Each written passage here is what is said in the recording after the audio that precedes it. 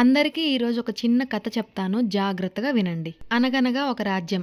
ఆ రాజ్యంలో ఉండే ప్రజలందరినీ ఎంతో ప్రేమగా చూసుకునే ఒక రాజు. మంచితనానికి మారుపేరుగా ఉంటూ అందరి పట్ల ఎంతో ప్రేమగా ఉండేవాడు ఆ రాజు. ఒకరోజు ఊరు మొత్తానికి భోజనం పెట్టించాలని నిర్ణయించుకున్నాడు. అంతా హడావిడిగా అన్ని ఏర్పాట్లు జరుగుతున్నాయి. భోజనం తయారు చేసేవారు ఒక పక్క, అందరూ ఎవరి పనుల్లో వాళ్ళు నిమగ్నమై ఉన్నారు. అప్పుడే అటుగా వెళ్తున్న ఒక గ్రద్ద దాని ఆహారం కోసం పామును పట్టుకుని వెళ్తుంది. ఆ పాముకి ఊపిరి అందక విషం కక్కేస్తుంది. ఆ విషం కాస్త భోజనంలో పడుతుంది. అది తెలియక ఊరి జనాలందరికీ ఆ భోజనమే వడ్డిస్తారు. దాంతో ఎంతో మంది చచ్చిపోతారు, కొంతమంది అనారోగ్య పాలవుతారు. ఇంత ప్రాణ నష్టం జరిగినందుకు తప్పు చేసిన వారికి శిక్ష పడాలి కదా. అందుకని స్వయంగా యమధర్మరాజు, చిత్రగుప్తుల వారు వచ్చారు. ఈ తప్పు ఎలా జరిగిందా అని చూశారు. భోజనం తయారు చేసి వడ్డించిన వారికి ఏ పాపము తెలీదు. వారిని శిక్షించడం తప్పు అని వారిని వదిలేశారు. తర్వాత విషం చిమ్మింది పాము కదా, పాము తప్పు ఉందా అని చూశారు. ఆ గ్రద్ద నోటితో పట్టుకోవడం వల్ల పాముకి ఊపిరి తీరక కక్కేసింది, ఇక్కడ పాము తప్పు కూడా లేదు అని నిర్ధారించారు. ఆ పామును పట్టుకున్న గ్రద్దదేమైనా ఉందేమోనని చూశారు. గ్రద్ద దాని ఆహారం కోసం పాట్లు పడే సమయంలో ఇలా జరిగింది. అలా విషం చిమ్ముతున్న సంగతి దానికి తెలియదు.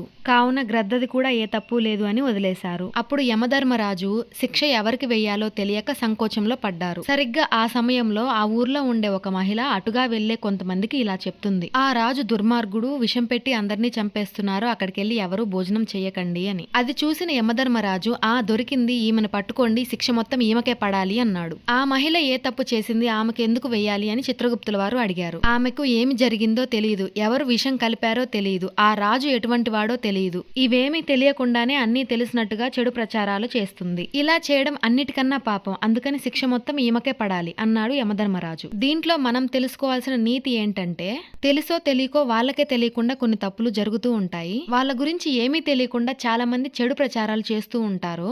మనకు తెలిసినా తెలియకపోయినా చెడు ప్రచారాలు చేయడం అనేది చాలా పెద్ద తప్పు. అలా చేస్తే ఎంత శిక్ష అనుభవించాల్సి ఉంటుంది అనేది ఈ కథ ద్వారా తెలుస్తుంది. మీలో ఎంతమందికి ఈ స్టోరీ కనెక్ట్ అయిందో కామెంట్లో చెప్పండి.